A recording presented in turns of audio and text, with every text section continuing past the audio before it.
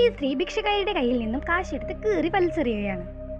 എന്നിട്ട് നിനക്കിപ്പോ കാശല്ല വേണ്ടത്, ഞാൻ തരാമെന്ന് പറഞ്ഞ് ഒരു കെട്ട് കാശെടുത്ത് താഴേക്ക് വലിച്ചെറിഞ്ഞു കൊടുക്കുകയാണ്. എന്നിട്ട് അവളുടെ കൂട്ടുകാരിയോട് വീഡിയോ എടുക്കുക എന്ന് പറഞ്ഞ് അവൾ ദാനം ചെയ്യുന്നത് പോലെ വീഡിയോ ചെയ്യുക. ക്യാമറ കട്ട് ചെയ്യും, നമുക്കിനി കാശ് എടുക്കാന്ന് പറയുന്നു. എന്നാൽ ആ ഭിക്ഷക്കാരി അത് കൊടുക്കാൻ കൂട്ടാക്കുന്നില്ല.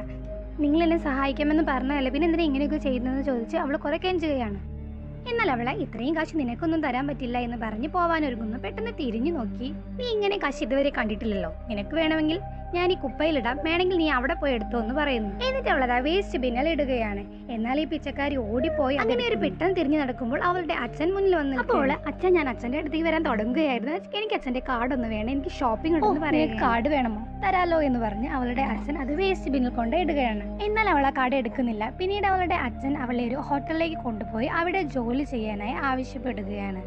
കുറച്ച് കഷ്ടപ്പെട്, എന്നാലേ നിനക്ക് ഈ പണത്തിന്റെ വില അറിയൂ എന്ന് അയാൾ പറഞ്ഞ് അവിടെ